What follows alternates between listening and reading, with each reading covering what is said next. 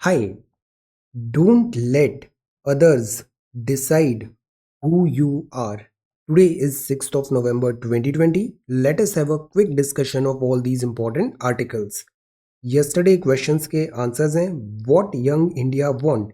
इस बुक के ऑथर हैं चेतन भगत. हरियाणा प्रोमिनेंटली हरियाणा का फोक डांस है this Gugga dance. Headquarter United Nations organisation का लोकेटेड है न्यूयॉर्क में. ऑक्सीजन यस 46% जो अर्थ क्रस्ट है मोस्ट एबंडेंट एलिमेंट है ऑक्सीजन है वो. रेड सी और मेडिटेरेनियन को कनेक्ट करती है स्वेज कैनाल. और कॉन्गो रिवर इक्वेटर को 2 बार क्रॉस करती है अफ्रीका. आज के सवाल है आइसोनेफ. आइसो मतलब वो लाइंस होती हैं जो सिमिलर किसी क्वालिटी वाले एरियाज को कनेक्ट कर रही है. सिमिलर चीज दैट इज दिस आइसो. तो आइसोनेफ क्या होते हैं? Isoneph represents the lines of equal. दूसरा सवाल है fertile land between two rivers is called. ये दो रिवर है इनके बीच का जो लैंड है उसको क्या बोलते हैं? सारगैसो सी अक्सर न्यूज में होता है. ये कहाँ पर लोकेटेड है? Name the ocean. Which straight. Straight connect कर रही है Asia from north America. Straight मतलब नैरो वाटर बॉडी. सेपरेट कर रही है Asia from north America. Which one is the longest river in India that flows entirely within India? तो longest river भी है और वो completely इंडिया के अंदर ही flow करती है. You have to name the river. Which river crosses Tropic of Capricorn twice? कल इक्वेटर देखा था, आज कैप्रिकॉन है. कैप्रिकॉन मतलब दिस नीचे 23.5 डिग्री नॉर्थ है कैंसर, फिर 0 डिग्री है इक्वेटर, 23.5 डिग्री साउथ होता है कैप्रिकॉन. तो कौन सी रिवर ट्रॉपिक ऑफ कैप्रिकॉन को 2 बार ऐसे क्रॉस करती है? So these are 6 questions for today. आज हम देखेंगे Biden edges closer to victory as Trump mount legal challenges. Donald Trump ने कुछ लीगल क्वेश्चंस उठाए यहाँ पे. Then second is all sectors looking up. Prime minister ने मूव किया है दिस इंफ्रास्ट्रक्चर और इन्वेस्टमेंट को इन्वाइट करना इंडिया में. This is central Vista Delhi updates. The forgotten fact of China occupied Kashmir. China जो है ना ये लैंड ग्रैब करता है. इसकी हिस्ट्री जानेंगे आज. Sixth is about real economic revival और ये है CAPF central armed police forces. ये जितनी भी बॉडीज है ना आज हम इनका एक क्विक ग्लांस देखते हैं ये सारी बॉडीज का. Then this is honorary general gender equity 4 chapori. This is renewable Norway का केस. व्हाट्सएप NPCI और सदर्न अफ्रीका. सदर्न अफ्रीका मतलब this is region. South Africa is a country. So ये सब टॉपिक्स हम नेक्स्ट 35-40 मिनट्स में पढ़ने वाले हैं. हमारा रेफरेंस मटेरियल है this the Hindu Delhi edition and Indian Express Delhi edition. So front page की पहली न्यूज़ है Biden edges close to victory as Trump mounts legal challenges. Trump mount legal challenges. तो फिनिश लाइन अभी साइट पे है. जो बाइडन जोसेफ और बाइडन डेमोक्रेट क्लोज हैं 270 मार्क. जो हाफवे होगा विनर हो जाएंगे. अगर 270 मार्क्स अचीव करते हैं ये तो 46th president of the United states बन सकते हैं. मिस्टर डोनाल्ड ट्रंप ने फिलहाल के लिए माउंट किए हैं लीगल चैलेंजेस. ये 4 स्टेट्स हैं. ये यूएस है. ये यूएस के डिफरेंट स्टेट्स हैं. यूनाइटेड स्टेट्स ऑफ अमेरिका ये डिफरेंट स्टेट्स हैं. ये जो रेड दिख रहा है ना यहाँ पे red is the colour of Republican. तो यहाँ पे रिपब्लिकन पार्टी जीती है. और जो ब्लू है ये डेमोक्रेट्स होते हैं. तो ये ब्लू है. अब ब्लू की लोकेशन देखिए आप.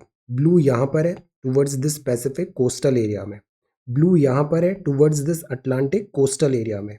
ये लेक एरियाज कहलाता है. ये 5 बिग लेक्स ऑफ यूएसए है. नाम बताइए 5 बिग लेक्स ऑफ यूएसए. तो ये एरिया में भी देखिए डेमोक्रेट्स हैं.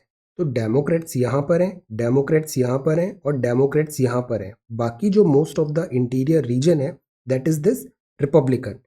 इससे भी एक एक्चुअली वोटिंग पैटर्न अगर हम देखें ना डेमोक्रेट्स का रिपब्लिकन्स का तो इनका जो वोट बेस है ना वो थोड़ा डिफरेंट होता है. वर्ड में अगर हम देखें तो आइडियोलॉजीज चलती है. एक होता है टूवर्ड्स थोड़ा लेफ्ट टेंडेंसी होती है. एक होते हैं जो टूवर्ड्स थोड़ा राइट टेंडेंसी होती है. इन दोनों की टेंडेंसी ऐसा कोई क्लियर कट रूल नहीं है बट टेंडेंसी होती है. इंक्लिनेशन होता है और ये इंक्लिनेशन का लेवल डिफरेंट हो सकता है. फार लेफ्ट हो सकता है, फार राइट हो सकता है, सेंट्रलिस्ट हो सकता है. ऐसे डिफरेंट आइडियोलॉजीज हैं. जो प्रॉस्परस एरियाज हैं या फिर जहाँ पे थोड़ा लिबरल इंटेलेक्चुअल टाइप एरियाज हैं, वहाँ यूजुअली ये लिबरल आइडियोलॉजी ज़्यादा देखने को मिलती है। और जो रेगुलर जॉब्स हैं, एम्प्लॉयर्स हैं, वर्कर्स हैं, हिंटरलैंड्स हैं, यहाँ थोड़ा दिस राइटिस्ट टेंडेंसी देखने को ज़्यादा मिलती है। तो ये ट्रेडिशनल वोट बैंक है, this is Republican and this is Democrat. अब ये जो स्टेट्स हैं, अब कुछ स्टेट्स होते हैं वो स्विंग स्टेट्स होते हैं। स्विंग मतलब वो रिपब्लिकन भी जा सकते थे और डेमोक्रेट भी जा सकते थे। जॉर्जिया, पेंसिल्वेनिया, एरिजोना और नेवादा, इसके रिजल्ट्स अभी अवेटेड है। मिस्टर ट्रंप ने व्हाइट हाउस के पोडियम से कहा, सीरियस चार्जेस लगाए कि यहाँ पे जो काउंटिंग प्रोसेस है उसमें कुछ शॉर्ट कमिंग्स थी, इरेगुलरिटीज थी। तो दैट इज़ वाई रिजल्ट्स में अभी थोड़ा टाइम लगेगा फाइनल रिजल्ट्स आने में। मिस्टर ट्रंप का जो सपोर्ट है वो यूएस पीपल का काफ़ी सपोर्ट मिला है। नाउ सी, ये एक और ऑब्जर्वेशन है, जो मीडिया होता है ना, जैसे हमने आइडियोलॉजीज पढ़ी है अभी यहाँ पे, आप थोड़ा अगर क्लोजली देखोगे, ऑब्जर्व करोगे, तो यू वुड फाइंड कि जैसे जो सोशल मीडिया होता है, न्यूज़ आउटलेट होते हैं, पब्लिक प्लेटफॉर्म होते हैं, तो यहाँ सोशलिस्ट या फिर लेफ्टिस्ट टेंडेंसी थोड़ी ज़्यादा देखने को मिलती है, चाहे वो नेटवर्क प्लेटफॉर्म ले लो या न्यूज़ मीडिया। वाई? बिकॉज इनकी जो पॉलिसीज़ होती है ना, वो ज़्यादा प्रेजेंटेबल होती है, देखने में अच्छी लगती है, सुनने में अच्छी लगती है, they are more presentable, polished ज़्यादा होते हैं। और ये जो टेंडेंसी होती है ना, ये क्रूड ज़्यादा होते हैं, रॉ होते हैं ये बहुत ज़्यादा। तो अक्सर इनको सोशल मीडिया में इतना स्पेस नहीं मिलता है। बट सोशल मीडिया क्या एक्चुअल पिक्चर दिखाता है, इस बात पे अब सवाल उठता है। ये यहाँ यूएस में ही नहीं, यूके के इलेक्शंस में भी ये हमने देखा था, इंडिया के इलेक्शंस में भी देखने को मिलता है, और अदर दूसरे कंट्रीज़ के इलेक्शंस में भी ये देखने को मिलता है कि जो मीडिया जो पिक्चर दिखा रहा है ना, वो हमेशा ट्रू नहीं होता। मिस्टर ट्रंप के बारे में कहा गया था कि इनकी विक्ट्री मतलब डेमोक्रेट्स बहुत इजीली जीत जाएंगे, बट ऐसा हुआ नहीं। वाइट हाउस के पोडियम से अभी सीरियस चार्जेस भी हैं। तो द पॉइंट इज, ये जो इलेक्शन है, 2020 का इलेक्शन हुआ, ये बहुत क्लोजली कॉन्टेस्टेड इलेक्शन है, ज़्यादा डिफरेंसेस नहीं आया है वोट्स में। सपोर्ट यूएस पीपल का भी है। अब जब 50% पीपल अराउंड सपोर्ट कर रहे हैं किसी पर्सन को, तो डेमोक्रेसी का मैंडेट होता है हम इन 50% लोगों को you have to give due credit. Republican party जो है वो अभी 93% अप्रूवल रेटिंग है डोनाल्ड ट्रंप का वहाँ पे, मतलब पार्टी का अप्रूवल रेटिंग भी मिस्टर डोनाल्ड ट्रंप के पास है। तो ट्रंप अगर जीते या नहीं जीते, वो रेलेवेंट तो रहेंगे। इससे पहले जिमी कार्टर थे, जॉर्ज बुश थे, ये सेकेंड टर्म कंटिन्यू नहीं कर पाए थे। यूएस में क्या होता है, 2 टर्म ही मिलते हैं, 4 साल का एक और दूसरा 4 साल का एक और टेन्योर। तो मैक्सिमम 8 ईयर्स तक कोई भी यूएस का प्रेसिडेंट रह सकता है। डोनाल्ड ट्रंप को 4 ईयर हुए, नेक्स्ट 4 ईयर्स अभी सर्टेन नहीं है। इससे पहले Jimmy Carter and George Bush का भी एक ही टर्म हुआ था। ओबामा ने 2 टर्म किए, जॉर्ज डब्ल्यू बुश जूनियर ने 2 टर्म किए, बिल क्लिंटन ने 2 टर्म किए। तो यूजुअली सेकेंड टर्म मिलता है, बट इस बार अभी सर्टेन नहीं है। बट दैट डजेंट मीन कि मिस्टर ट्रंप यहाँ पे इररेलेवेंट हो जाएंगे। क्लोज कॉन्टेस्ट है, लैंडस्लाइड विक्ट्री जो मीडिया प्रोजेक्ट कर रहा था वो नहीं हुआ। तो ये मैं कहना चाह रहा था कि जो मीडिया, सोशल मीडिया जो चीज़ बताता है ना, न्यूज़, वो many a times reality, ground reality से बहुत परे होती है। What ever be the outcome. अब एक और चीज़ है, जो पिछले 4-5 साल में वर्ल्ड ऑर्डर हुआ, यूएस की पॉलिटिक्स चेंज हुई, तो whatever be the outcome, अब वो पुराना वाला टाइम तो नहीं आएगा। USA no more would be the same. Not only USA, कोविड-19 जो है ना, ये भी एक बहुत बड़ा रीज़न रहा है इन सब इलेक्शंस में ऐसे अपसेट्स होने का। तो कोविड-19 है, यूएस का ये हुआ, so world is going to change. अब वर्ल्ड वापस पहले जैसा तो नहीं होगा, that's for sure. So for now Biden edge is closer to victory as Trump mount legal challenges. कल हमने ये देखा था कि अगर ट्रंप होंगे तो इंडिया को क्या बेनिफिट्स एंड लॉसेज हैं, बाइडेन होंगे तो इंडिया को क्या बेनिफिट्स एंड लॉसेज हैं। So this is about US election. All sectors looking up, all sectors looking up, prime minister ने कहा है कि ग्रीन शूट्स हैं, इकोनॉमी रिवाइवल है। प्राइम मिनिस्टर एक्चुअली इनवाइट कर रहे हैं इन्वेस्टर्स को, उनको बोल रहे हैं आप इंडिया में आओ, इन्वेस्टमेंट करो, हमारे यहाँ एटमॉस्फेयर अच्छा है, ग्रोथ के प्रॉस्पेक्ट्स हैं, रिटर्न्स होंगे। इन्वेस्टर पैसा तभी लगाता है जब उसको प्रॉफिट दिखता है। इकोनॉमी हमारे यहाँ स्टेबल है, सेक्टर्स आर लुकिंग अप, और रिटर्न मिलेगा आपको, उसकी रिलायबिलिटी भी है। सो प्राइम मिनिस्टर ने ऐसे यहाँ पे स्टेटमेंट्स दिए। अफोर्डेबल हाउसिंग हाईलाइट किया है, नेशनल इंफ्रास्ट्रक्चर पाइपलाइन भी हाईलाइट किया है। इकोनॉमिक्स जीएस पेपर 3 ये दोनों टॉपिक्स बहुत इंपॉर्टेंट है। मल्टी मोडल इंफ्रा कनेक्टिविटी की बात है। मल्टी मोडल मतलब बहुत सारे रास्ते हैं, लैंड है, फिर वाटर है, इस टाइप से मल्टी मोडल इंफ्रा कनेक्टिविटी भी होगा। मास्टर प्लान का गवर्नमेंट प्लान कर रही है। एक और जो अभी नया ट्रेंड आ रहा है that is investment in smaller cities and towns. छोटे शहरों और टाउन्स में भी इन्वेस्टमेंट करना है, ट्रिकल डाउन होना चाहिए और ये ग्रोथ सेंटर्स बनाने हैं हमें। India is the place to be if you want return with reliability. Business में रिलायबिलिटी बहुत मैटर करती है। डिमांड विद डेमोक्रेसी, इंडिया में डेमोक्रेसी है। स्टेबिलिटी विद सस्टेनेबिलिटी, इंडिया में है। And growth with a green approach. Note down this line, जहां मौका मिले इसको एज इट इज लिख दीजिएगा। India is the place to be if you want returns with reliability, demand with democracy, stability with sustainability and growth with a green approach. Prime minister ने emphasise किया this national infrastructure pipeline को भी। Infrastructure मतलब capital infrastructure government अगर डालती है तो इससे जॉब एम्प्लॉयमेंट होता है और बूस्ट मिलता है इकोनॉमिक एक्टिविटी को। बिकॉज कोविड-19 है, फिस्कल स्टिमुलस की भी ज़रूरत है, गवर्नमेंट एक्सपेंडिचर बढ़ाने हैं और ये एक बहुत अच्छा तरीका होता है गवर्नमेंट एक्सपेंडिचर बढ़ाने का। गवर्नमेंट एक्सपेंडिचर के जो बेनिफिट्स हैं उसको पीपल तक पहुंचाने का। फॉर एग्जांपल जो एनआईपी है ये इकोनॉमिक और सोशल इंफ्रास्ट्रक्चर प्रोजेक्ट्स में काम है, जिसे एनर्जी के 24% प्रोजेक्ट्स हैं, रोड्स के 19 है, अर्बन के 16 है, रेलवेज के 13 है। तो 70% of the projected capital expenditure infrastructure में यहाँ इन्वेस्ट करेगा, एनआईपी वर्क करेगा। कैपिटल एक्सपेंडिचर होता है और एक होता है रेवेन्यू। कैपिटल एक्सपेंडिचर हमेशा प्रेफरेबल होता है। कैपिटल एक्सपेंडिचर करने के लिए उधार भी लेना पड़े ना तो वो वर्थ इट है कैपिटल एक्सपेंडिचर, रेवेन्यू के लिए नहीं, रेवेन्यू में कट कर सकते हैं हम। अब यहाँ इतना पैसा खर्च हो रहा है, पैसा आएगा कहाँ से? सो चैलेंजेस है क्रेडिट अवेलेबिलिटी। तो दीज आर सम पॉइंट्स जो प्राइम मिनिस्टर ने यहाँ पे हाईलाइट किए। All sectors are looking up. ये काफ़ी इंपॉर्टेंट टॉपिक है, एनआईपी और अफोर्डेबल हाउसिंग। इस पे हम ये सवाल करते हैं, discuss the significance of national infrastructure pipeline for India, also examine the associated challenges. NIP के बारे में आप पढ़िए और एक नोट प्रिपेयर कर लीजिए। ये बहुत यूजफुल टेम्पलेट बनेगा आपके लिए आने वाले टाइम पे। और इसमें चैलेंजेस क्या हैं उसको भी आइडेंटिफाई करके 5-6 पॉइंट्स लिखिए। जैसे क्रेडिट अवेलेबिलिटी है, लैंड क्लियरेंस नहीं मिल पाता है, एनवायरमेंटल क्लियरेंस नहीं मिलता है, ब्यूरोक्रेटिक डिले होता है, प्लस सेंटर और स्टेट में अगर कोऑर्डिनेशन नहीं है तो स्टेट फैसिलिटेट नहीं कर पाता है, बुलेट ट्रेन टाइप सिचुएशन आ जाती है। तो चैलेंजेस हैं एनआईपी में, तो इन कुछ चैलेंजेस को भी आइडेंटिफाई करिए and prepare a note on national infrastructure pipeline.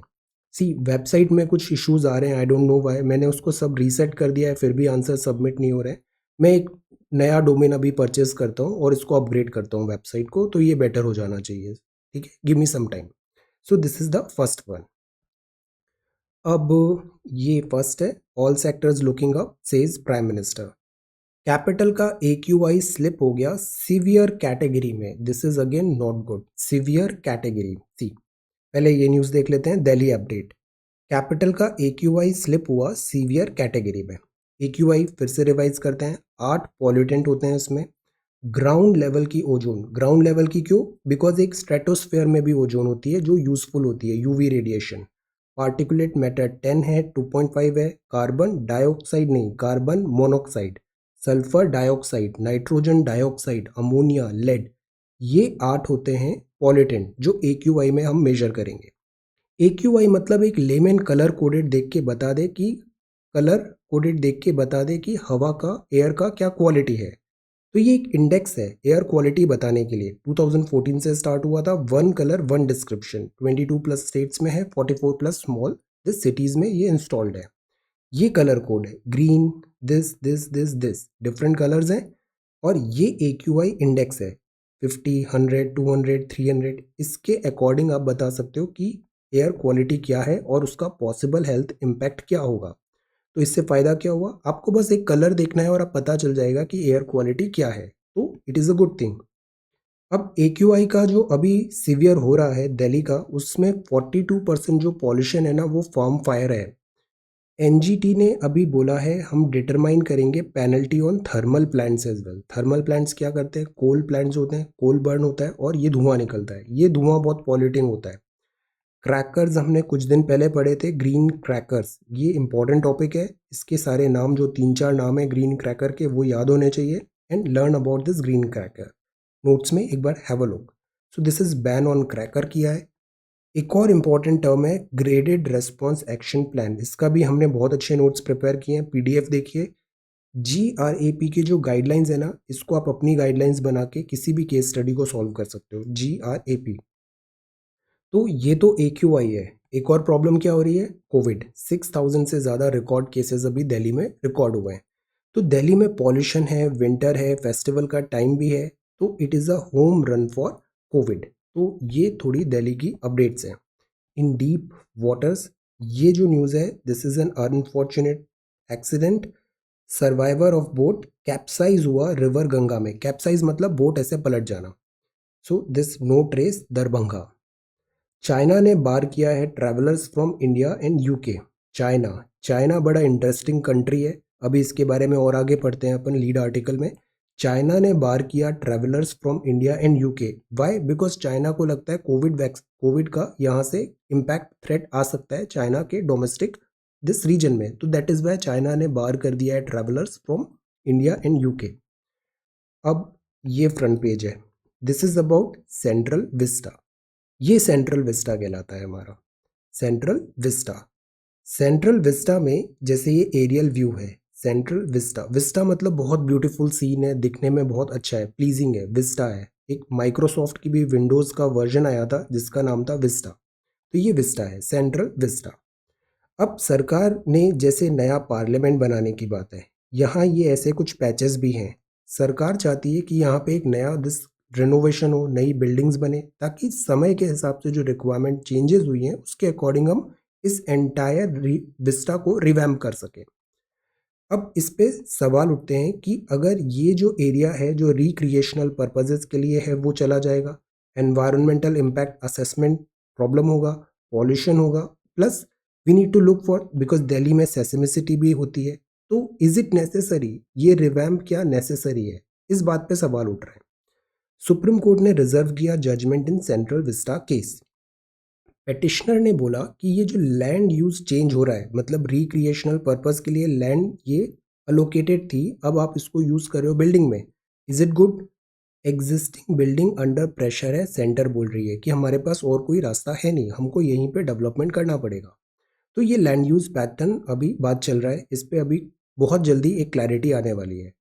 Land uses of Central Vista, तो बेसिकली ये पूरा जोन है, ये 3.5 किलोमीटर का है। Rashtrapati Bhavan to India guard, India Gate, national stadium, ये जो है ना, this is not only land, ये इससे बहुत सारे सेंटिमेंट्स भी अटैच्ड हैं। ये एक सिंबल है इंडिया के हिस्टोरिक पास्ट का, नेशनहुड का, वाइब्रेंट डेमोक्रेसी का। So that is why we need to be very very careful कि ये सेंट्रल विस्टा का रिवैम्प हम कैसे कर रहे हैं, क्यों कर रहे हैं, नेसेसरी है, और उसका क्या कॉस्ट आएगा, कॉस्ट पैसे के टर्म पे भी, और this economic environmental heritage cost as well. So this is the third one. Delhi updates हुआ।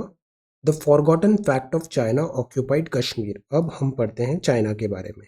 Before that this is crackers, NGT, penalty, thermal tribunal. COVID के केसेस बहुत तेजी से बढ़ रहे हैं, be very very careful. Salary नहीं मिल रही है यहाँ पे। Then this is page number 4। Mizoram और असम में अभी लैंड डिस्प्यूट चल रहा है। दिस लैंड डिस्प्यूट, पहले एक बड़ा असम ही था, बाकी जो दूसरे स्टेट्स हैं वो यहाँ से कार्व्ड आउट हुए हैं। Then this is page number 5। ये है district council polls Jammu and Kashmir, अभी यहाँ पे अनीस बना हुआ है। This is first editorial, this is about, see there is a difference, एक पर्सन में और स्टेट में, इसमें डिफरेंस होता है। इंडिविजुअल पर्सन पे, ऑर्डिनरी पर्सन पे, और जो स्टेट होता है, दोनों सेम लेवल पे नहीं आ सकते। ये पूरे आर्टिकल का एसेंस यही है। Okay, so this article tells कि जो गवर्नमेंट है वो ज़्यादा मैच्योर, रेस्पॉन्सिबल एंड लॉज के अंदर ज़्यादा काम करे तो बेटर रहता है। Rule of law, because government in the and इस लेवल पे नहीं आ सकती है, दोनों का दोनों डिफरेंट है। This is an individual and this is the government. There is a difference. Then this is Vienna Woods. This is about pluralism and secularism in Europe. This is about Bihar campaign. और ये बात है this China occupied Kashmir. China जो है ना ये हमेशा से एक लैंड ग्रैब करता है. See we do not have any this problem with China, but China को समझना ज़रूरी है. चाइना का जो गेम प्लान है ना वो it's nefarious at times. The forgotten fact of China occupied Kashmir. China क्या करता है, इलीगल टेरिटोरियल ऑक्यूपेशन करता है. इंडिया नहीं, सारी कंट्रीज के साथ ऐसा है, इवन रशिया के साथ भी है. चाइना इलीगल टेरिटोरियल ऑक्यूपेशन करता है. अब पाकिस्तान जो है ना, पाकिस्तान को सब यूज़ करते हैं. पाकिस्तान की बिकॉज जोग्राफी ही ऐसी है. पहले अमेरिका ने यूज़ किया बिकॉज उसको यहाँ पे अफगानिस्तान में एक्सेस चाहिए था, और रशिया भी था यहाँ पे, तो कोल्ड वॉर पाकिस्तान को पूरा यूटिलाइज किया, यूज़ किया. पाकिस्तान को कुछ बेनिफिट हुआ, ज़ीरो बेनिफिट. अब चाइना आ गया है, यूएस ने विड्रॉ कर लिया, पाकिस्तान यहाँ पर है. चाइना की अगेन जोग्राफी इंटरेस्टिंग है, तो चाइना को चाहिए अरेबियन सी का एक्सेस, और वो मिल सकता है केवल दिस पाकिस्तान के थ्रू. तो अगेन पाकिस्तान को यूज़ कर रहे हैं, पाकिस्तान को बेनिफिट्स एज सच कुछ मिलेंगे नहीं. तो चाइना जो सपोर्ट करता है पाकिस्तान को, तो पहला रीज़न तो है सी पैक का, एक्सेस टू अरेबियन सी चाहिए चाइना को. दूसरा चाइना का मोटिवेशन है कि desire to perpetuate its own territorial grab, Karakoram Shaksgam tract of Kashmir. पहले चाइना यहाँ तक था भी नहीं. चाइना जो एक्चुअल चाइना है ना वो ये वाला चाइना है, पैसिफिक में जो होता है इधर ईस्टर्न कोस्ट वाला चाइना. यहाँ तक जो चाइना आया ये बेसिकली ओपन लैंडेड एरिया था, नोमैड्स थे यहाँ पे, हैबिटेशन भी नहीं था. इसका फ़ायदा उठा के ग्रेजुअली चाइना कुनलुन जो माउंटेन्स हैं उसके साउथ में आना लग गया, फिर जम्मू कश्मीर तक आ गया, लद्दाख तक आ गया. तो ये चाइना का गेम प्लान है, वो लैंड ग्रैब कर रहा है यहाँ पे. अब ऑफिशियली जो चाइना है ना, Jammu and Kashmir bilateral issue में बोलता है कि ये जम्मू एंड कश्मीर जो है वो पाकिस्तान और इंडिया का बायलैटरल इशू है, तो इसमें चाइना स्टेटमेंट नहीं देगा, ये ऑफिशियल स्टैंस है.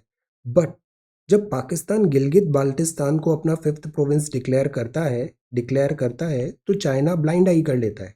चाइना यहाँ पे डबल क्रॉस कर रहा है. तो दिस इज द थिंग. अब ये एरिया कौन सा है, तो सी ये जम्मू एंड कश्मीर है, ये इंडिया है. देन ये जो एरिया है ये एडमिनिस्ट्रेड बाय चाइना है, ये अक्साई चिन है, पहले नहीं था चाइना के पास. ये सियाचिन ग्लेशियर है, ये है शाक्सगाम वैली. शाक्सगाम वैली ये एरिया पाकिस्तान ने चाइना को दे दिया, gifted to China by Pakistan, this Shaksgam valley. फिर ये गिलगित बाल्टिस्तान आ जाता है, एडमिनिस्ट्रेड बाय पाकिस्तान है, और ये एरिया जो है पाकिस्तान अपना नया प्रोविंस बना रहा है. ओके, तो this is the map, although this is an older map, but just for reference कि ये यहाँ पे ऐसे यूज हुआ है. अब शाक्सगाम वैली जो है ये ट्रांस काराकोरम ट्रैक्ट में है, part of PoK, was handed over on a platter by a Spine Pakistan to China through an illegal border agreement on March 2nd, 1963. ये एरिया चाइना को गिफ्ट कर दिया पाकिस्तान ने. चाइना ने ऑक्यूपाई किया 5180 स्क्वायर किलोमीटर इस शाक्सगाम वैली में, और इसके अलावा 38,000 स्क्वायर किलोमीटर एरिया भी ऑक्यूपाई कर रखा है अक्साई चिन पे. तो चाइना लैंड ग्रैब कर रहा है यहाँ पे. अगर हिस्ट्री की हम बात करें, under hand methods China use करता है. चाइना टेरिटरी क्लेम जो थी पहले वो कुनलुन माउंटेन्स तक थी, बट अगेन चाइना ने फ़ायदा क्या उठाया, ब्रिटिश और रशिया लड़ रहे थे, टसल था, और इसका फ़ायदा उठा के चाइना ने यहाँ पे अपना ग्रोथ आगे बढ़ा लिया, एक्सपैंड कर लिया अपनी टेरिटरी. तो British eroded the traditional frontier of Maharaja of Kashmir. जो पहले महाराजा ऑफ कश्मीर थे, ब्रिटिशर्स ने भी यहाँ पे कॉम्प्लासेंसी दिखाया, पॉलिसी ऑफ अपीजमेंट भी था, और इरोड किया जो ओरिजिनल टेरिटरी थी जम्मू एंड कश्मीर की. Region around this Shahidullah and also those of vessel Mir Hunza, Hunza river भी है. तो महाराजा कश्मीर थे, और वैसल जो होते हैं दिस सबॉर्डिनेट्स होते हैं नीचे के जो एरिया के, यहाँ पे ऐसे स्मॉलर किंग्स.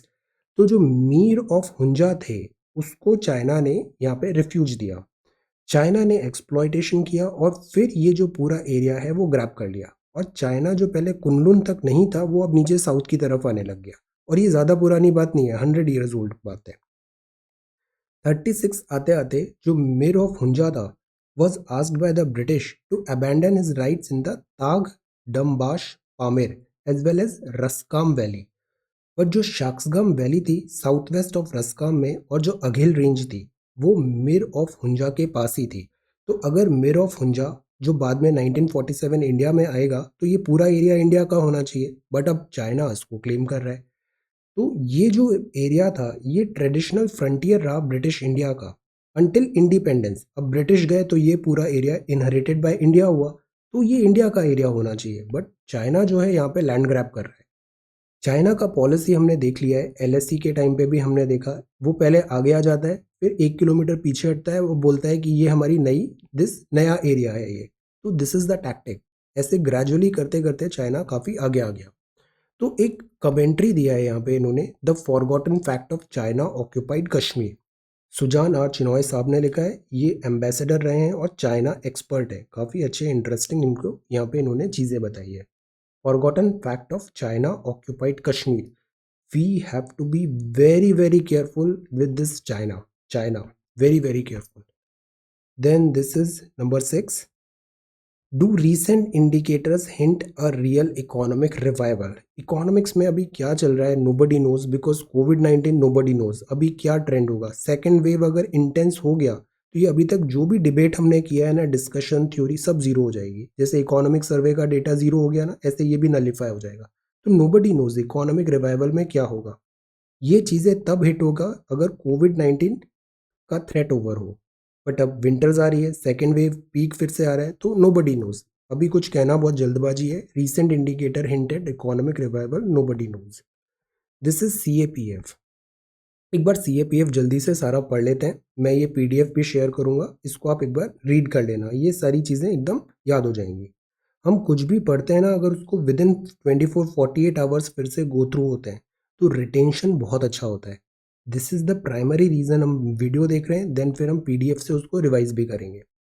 तो ये क्रूशियल एक्सपर्टीज़ है CAPF का। CAPF जो है सेंट्रल आर्म्ड पुलिस फोर्सेस, बहुत इंपॉर्टेंट है सिक्योरिटी में, गवर्नेंस में, डिजास्टर रेस्पॉन्स में, एवरीवेयर CAPF का एक्सेप्शनल रोल रहा है। सेंट्रल आर्म्ड पुलिस फोर्स है, इसका मतलब ये 7 सिक्योरिटी फोर्सेस होती है और ये आती है मिनिस्ट्री ऑफ होम अफेयर्स में। यहाँ आती है Assam rifles, border security force, CISF industrial security force जो मेट्रो में दिखती है, CRPF, ITBP, NSG और SSB। ये सारी हैं 7 दिस बॉडीज। ओन काडर होता है इनका, बट इनको जो हेड करता है ना वो IPS होता है, सिविल सर्विसेज वाला IPS। अब इनके बारे में एक बार जल्दी सब पढ़ लेते हैं अपन। This is border security force, इसका नाम है BSF। BSF जो है ये बॉर्डर गार्डिंग फोर्स है इंडिया का। ये एस्टेब्लिश हुई थी December 1, 1965, पुरानी है काफ़ी, December 1, 1965। पैरा मिलिट्री है, एक्चुअली मिलिट्री नहीं है, पैरा मिलिट्री फोर्स है, गार्ड करती है लैंड बॉर्डर पाकिस्तान और बांग्लादेश की। तो BSF कहाँ पर है, पाकिस्तान और बांग्लादेश, 1965 में बनी थी। एयर विंग है, मैरीन है, आर्टिलरी, कमांडो यूनिट भी है इसके पास।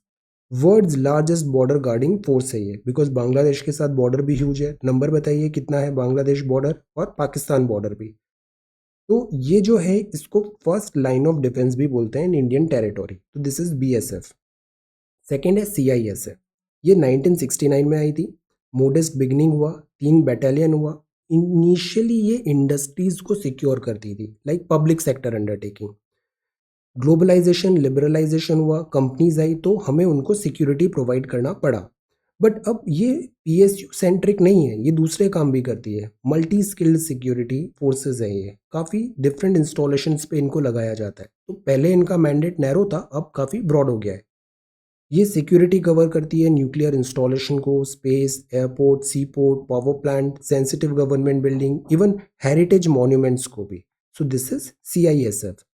इसके अलावा रेस्पॉन्सिबिलिटी CISF ने दिल्ली मेट्रो के लिए है, VIP सिक्योरिटी भी देखती है, डिजास्टर मैनेजमेंट भी देखती है। ओके, UNET हाइती में भी गई थी ये। तो ब्रॉड मैंडेट हो गया है CISF का। ये असम राइफल है, नाम में ही असम लिखा है। 1835, this is one of the oldest, 1835। ये काकहर लेवी प्राइमरली था, जो ब्रिटिश टी एस्टेट थे, चाय के बागान थे, उसको प्रोटेक्ट करने के लिए इसको रेज किया गया था। सेटलमेंट अगेंस्ट ट्राइबल रेड्स 1835 में। ये जो फोर्स है ये कंट्रीब्यूट करती है opening the regional administration, commerce. Over time to time right arm बन गई civil and left arm of the military. तो ये बताता है ये over the period of time बहुत इंपॉर्टेंट बन जाएंगी। असम राइफल्स, मिलिट्री और civil, Assam rifles. Post independence में ये कंटिन्यू इवॉल्व होता रहेगा। कॉम्बैट रोल सीनो इंडिया वॉर 62 में भी करेगी। IPKF India peace keeping force Sri Lanka में भी पार्ट करेगी। Peace keeping north eastern area of India में इसका इंपॉर्टेंट रोल है। तो this is Assam rifle 1835। CRPF, ये अक्सर नाम हम देखते हैं। CRPF बड़ा कॉमन है, central reserve police force. Common मतलब विजिबल है ये बहुत ज़्यादा। ये 1939 में बनी थी, 27 जुलाई। CRPF एक्ट है 28 दिसंबर 1949 को इसका इनेक्टमेंट हुआ। CRPF, इसका काम क्या होता है? सेंट्रल रिजर्व पुलिस है ये। क्या है? रिजर्व पुलिस है। गवर्नमेंट को हेल्प करती है rule, law, public order, internal security maintain करने के लिए। नॉर्मल पुलिस है, अचानक एक्स्ट्रा ऑर्डिनरी कंडीशन आया तो अब रिजर्व पुलिस को बुलाओगे। तो that reserve police is this central reserve police force. Integrity, social harmony, supremacy of constitution, तो इसका भी वाइड रेंज ऑफ यूज है। क्राउड कंट्रोल में यूज होता है, राइट में बुलाते हैं CRPF को, मिलिटेंसी में बुलाते हैं, लेफ्ट विंग एक्सट्रीमिज्म जो है नक्सल्स, उनके लिए इनको बुलाया जाता है। देन ओवरऑल कोऑर्डिनेशन करती है ये डिस्टर्ब्ड एरिया में। इवेंट ऑफ वॉर में ये फाइट भी कर सकती है, UN पीस कीपिंग मिशन में भी गई है, रेस्क्यू एंड रिलीफ ऑपरेशंस भी करती है। तो इसका भी डिजास्टर से लेके बहुत वाइड रेंज ऑफ यूजेज है, वाइड रेंज में इनको डिप्लॉय किया जाता है। CRPF। अब आती है इंडो तिब्बतन बॉर्डर पुलिस। नाम में लिखा है इंडो तिब्बतन चाइना तरफ, 1962 में रेज हुआ था। बॉर्डर गार्ड करती है काराकोरम पास लद्दाख, झेलपला Arunachal, and then Indo China border, manning border outpost यहाँ पे। तो ये जो है ना, ये इंडो चाइना बॉर्डर पे है ITBP। ये स्पेशलाइज्ड माउंटेन फोर्स है, बिकॉज ये हिमालयन एरिया है, माउंटेनी एरिया है, तो ये स्पेशलाइज्ड है, माउंटेन फोर्स है। प्रोफेशनली ट्रेन माउंटेनियर और स्कायर भी होते हैं ये स्कायर। देन फर्स्ट रेस्पॉन्डर होते हैं नेचुरल डिजास्टर्स में, numerous rescue and relief operations भी करते हैं। So this is ITBP, Indo Tibetan border police. Parachute landing वगैरह इनको सिखाया जाता है। सशस्त्र सीमा बल SSB, ये बना था 1962 में, eventually created in 1963। Total security preparedness remote area में, stay behind role in the event of war, Sashastra Seema बल। ये इंटरनेशनल बॉर्डर कहाँ पे देख रही है? उत्तराखंड, UP, बिहार, वेस्ट बंगाल, सिक्किम, असम, अरुणाचल में। तो दिस इज SSB। अब आया NSG। NSG है प्राइमरली टेररिज्म को काउंटर करने के लिए। 84 में एक ऑपरेशन ब्लू स्टार हुआ था, ऑपरेशन ब्लू स्टार पंजाब। इसके बाद असैसिनेशन हुआ गांधी जी, इंदिरा गांधी जी, तो टेररिस्ट एक्टिविटी आई। इससे कॉम्बैट करने के लिए NSG आएगा। Formally 1986 an act of parliament. NSG का जो प्राइमरली रोल होता है वो टेररिज्म, काउंटर टेररिज्म एक्टिविटीज करती है फेडरल कंटिजेंसी फोर्स के लिए। तो ये बहुत क्विकली हमने देखा है, these are very simple things. इसका PDF में आप एक बार इनको रीड कर लेना, ये याद हो जाएगा हमेशा के लिए। BSF, CISF, Assam rifle, CRPF, ITBP, SSB और NSG, ये सब क्या है? This central armed police force है, ये मिनिस्ट्री ऑफ होम अफेयर्स में होती है ये। Okay, CAPF। अब डिजास्टर मैनेजमेंट में इनका काफ़ी इंपॉर्टेंट रोल है। नेचुरल, कोविड में भी वास्ट एक्सपीरियंस इन्होंने काफ़ी अच्छा, जैसे हॉस्पिटल्स बनाने थे, क्विकली इन्होंने हॉस्पिटल्स बनाए। NDRF के वर्क में ये हेल्प करती है। द पॉइंट इज इनका एक्सपर्टीज बहुत अच्छा है CAPF का, and they have delivered, that's the best thing. अब है this, next is this page number 8। Then this is page number 8। See laxity, laxity मतलब ढिलाई। Laxity can raise positivity again, तो जब तक दवाई नहीं तब तक ढिलाई नहीं। Then this is Bihar pandemic polls, Seemanchal, and this is India's election experience is a good sign. CEC साहब ने कहा, एक CEC इंडिया का, वैसे भी CEC काफ़ी स्मार्ट है। US में इतना टाइम लग रहा है, हमारा जो इलेक्शंस होते हैं bigger, 3 times bigger population, but हम क्विकली उसे कर लेते हैं। तो this is CEC। Then reopening of colleges, UGC ने इशू किया है guideline, 50% students will be allowed on campus at a time. Active cases अभी 6 लाख के अंदर ही हैं। Then this is page number 11। Pasta, Tarla Dalal ma'am थी, इनका इस कुकरी का शो आता था, खाना बनाना। pasta. Then this is showcase. This is the hills are calling showcase. With another Florida, this is US election. China ने बैन किया है बिकॉज चाइना को अब ऐसा लग रहा है बाहर से वायरस चाइना में आ सकता है. श्रीलंका में भी दिस कर्फ्यू कोविड-19. See this I was saying, जो शुरुआत में मैंने कहा था, विन और lose Trump will remain a powerful and disruptive force. Republican के ये स्ट्रॉन्ग लीडर रहेंगे. 50% तकरीबन इनको वोट अभी भी मिले हैं. यूएस जनता ने इनको इतने वोट दिए हैं, तो he will not be irrelevant नहीं होंगे ये. सेंसेक्स इरेज 2020 लॉसेस, अप हुआ 724 पॉइंट का लीप लिया. रुपी स्ट्रेंथन हुआ against dollar. Global market rally. Why? Because US में पोल ग्रिड लॉक है, इलेक्शंस डिसाइड नहीं हो पा रहे हैं. देन जीएसटी, राजस्थान पहले ऑप्शन के साथ अग्री कर रहा है इतना दिस मनी बोरो करने का. पेंट अप डिमांड, मतलब बहुत टाइम से गाड़ी खरीदनी थी, गाड़ी खरीदी नहीं, अब जैसे ही थोड़ी नॉर्मल सी लग रही है you are going and purchasing car. So that is pent up demand. That is why sudden spike आया है. ये सस्टेन होगा या नहीं, nobody knows. Maruti Saudi Reliance में इन्वेस्टमेंट कर रही है. पैंडेमिक ने साइबर अटैक्स के थीम अटैक्स इंक्रीज कर दिए हैं. देन ECLGs हैं, गोल्ड लोन्स हैं. कब to focus on this? Contractual and gig staff. Contractual and gig staff, एक आर्टिकल पढ़ा था ना, प्लेटफॉर्म वर्कर्स होते हैं, गिग वर्कर्स होते हैं, गिग इकोनॉमी होती है. इनका organisation and governance is important. But जैसे अभी इसका एक रीज़न और भी है. अभी क्या था, फेस्टिवल अमेजोन जो थे, ये इनका सेल्स चल रहा था. जब इनकी सेल सीजन आता है ना, तो अचानक से ये बहुत सारे लोगों को हायर कर लेते हैं, तो उस टाइम पे डिमांड बढ़ जाती है. स्टाफ जम 30% डिलीवरी एंड ऑल के लिए. देन दिस इज IPL और नडाल 1000 मैच विन.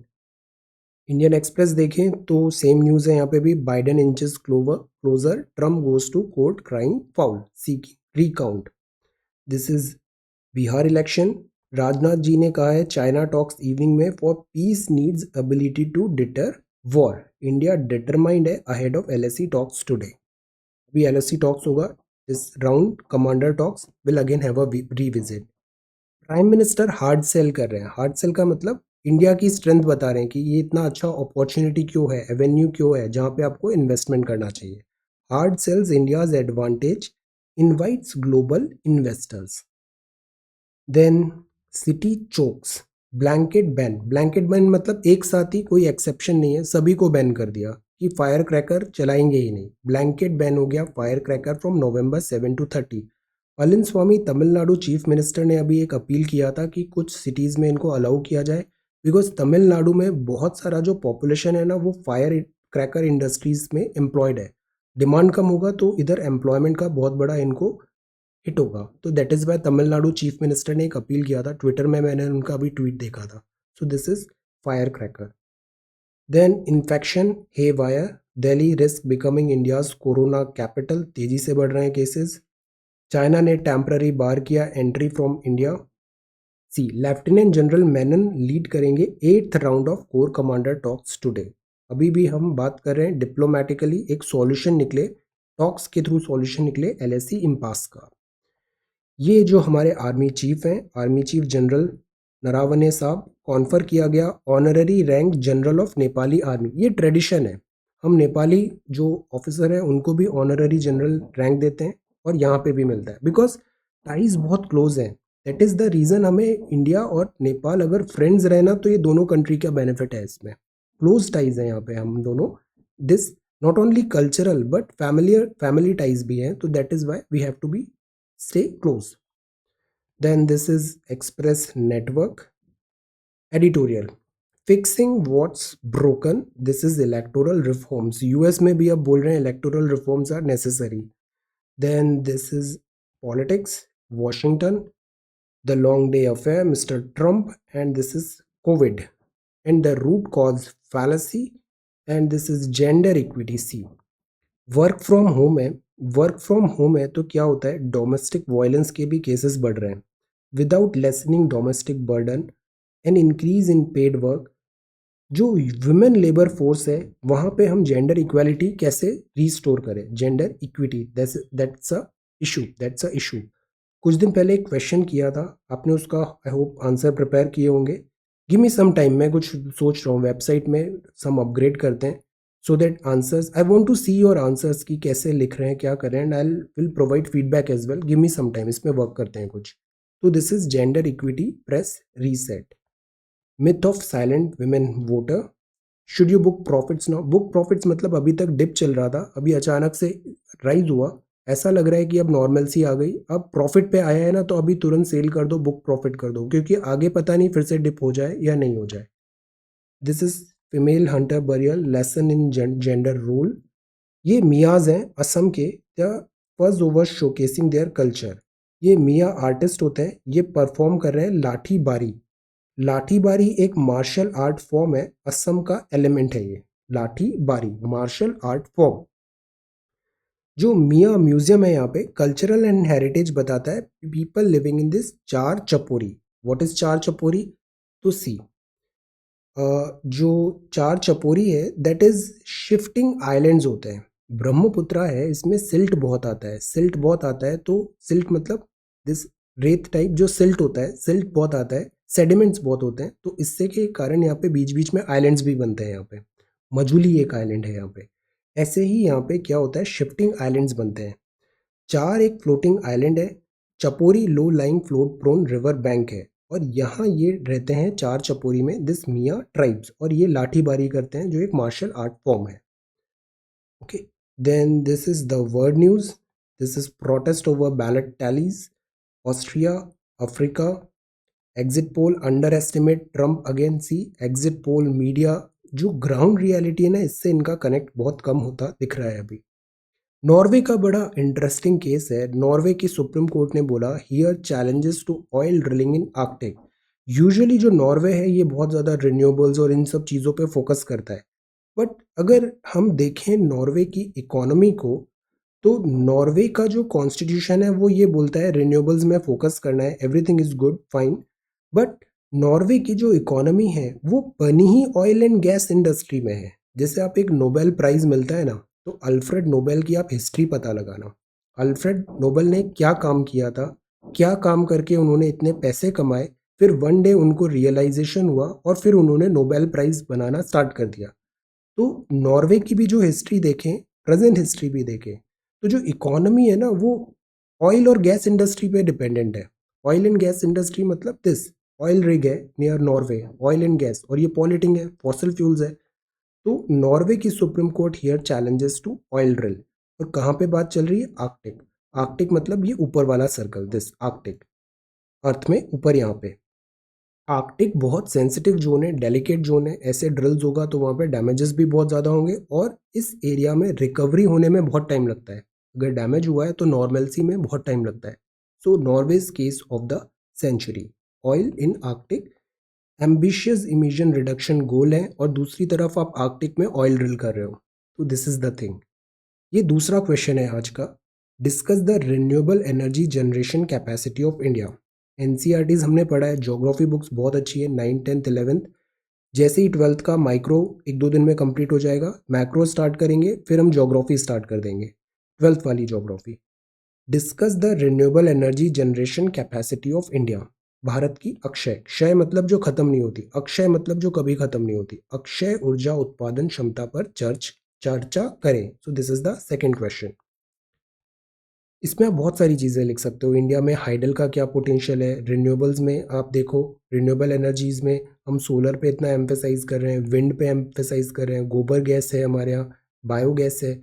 तो there are so much of potential renewable energy generation capacity. तो discuss this question. High yielding है, बहुत जगह ये यूज़ होगा, ये news template. Then this is economy. WhatsApp को एनपीसीआई ने, एनपीसीआई कुछ दिन पहले हमने पढ़ा था, इसका एक पीडीएफ भी मैंने शेयर किया था, digital payment, NPCI, payment corporation of India, इसने अप्रूवल दिया है व्हाट्सएप को। यूपीआई जैसा होता है ना, व्हाट्सएप में भी आप सीधा ऐसे पैसे ट्रांसफर कर सकते हैं, तो अप्रूवल मिल गया है, बट फिलहाल के लिए 20 मिलियन ही इसका सब्सक्राइबर बेस रहेगा। अब नेक्स्ट इज फ्लाइंग अब्रॉड के rules change in the backdrop of कोविड-19। तो ये इंडियन एक्सप्रेस है। अब हम देखते हैं southern Africa. Southern Africa south Africa नहीं है, ये सदर्न जोन है अफ्रीका का। ऑल्दो ऐसा कोई डेफिनेशन नहीं है कि सेंट्रल अफ्रीका क्या होगा, ईस्टर्न क्या होगा, इसके अलग अलग डेफिनेशंस ग्रुपिंग हैं। एक ब्रॉडली अगर मैप के पर्सपेक्टिव से देखें तो ये सारे कंट्रीज यहाँ साउथ में हैं। इसमें से लैंडलॉक्ड कौन सा है? Botswana. Where is Botswana? This is Botswana. ये देखिए ये जाम्बेजी रिवर है, फिर ये बोत्सवाना है, ये बोत्सवाना है। See, this is Botswana. Then Swaziland है। Where is Swaziland? ये स्वाजीलैंड है, मोजाम्बिक और साउथ अफ्रीका के बीच में, ये स्वाजीलैंड है। फिर ये जिम्बाब्वे यहाँ पर है, जाम्बिया है, दिस इज जाम्बिया, ये Zimbabwe. Lesotho, where is Lesotho? This is Lesotho. Then Malawi यहाँ पे, दिस इज मालावी। कोस्टल देखें तो कोस्टल में ये अंगोला है, देन मोजाम्बिक है, then Namibia, this is Namibia. यहाँ पे एक डेजर्ट भी है, उसका नाम बताइए। नामीबिया।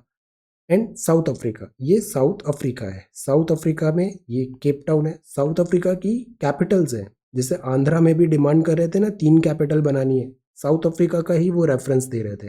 तो साउथ अफ्रीका में भी कैपिटल्स हैं, इसकी कैपिटल्स के नाम भी बताइए आप। ये साउथ अफ्रीका है, ओके। देन ये मोजाम्बिक है, ये जिम्बाब्वे, बोत्सवाना, ये है नामीबिया, यहाँ एक डेजर्ट है। Angola, Zambia, Zimbabwe and this Malawi and this lake Malawi, जिसको लेक न्यासा भी बोलते हैं। ये मोजाम्बिक चैनल है, यहाँ मेडागास्कर आएगा, और दिस इज इंडियन ओशन। ये केप टाउन है यहाँ पे, और ये साउथ अटलांटिक ओशन है ये। तो this is southern Africa. Southern Africa, WhatsApp NPCI. Discuss करें renewable energy generation capacity of India, अक्षय ऊर्जा। This is Miya artist, Lathibari, renewables, char chapori. This is gender equity, honorary general, Nepal army. ये काफ़ी अच्छा है, इसको एक बार आप रीड करना, the crucial expertise of CAPF।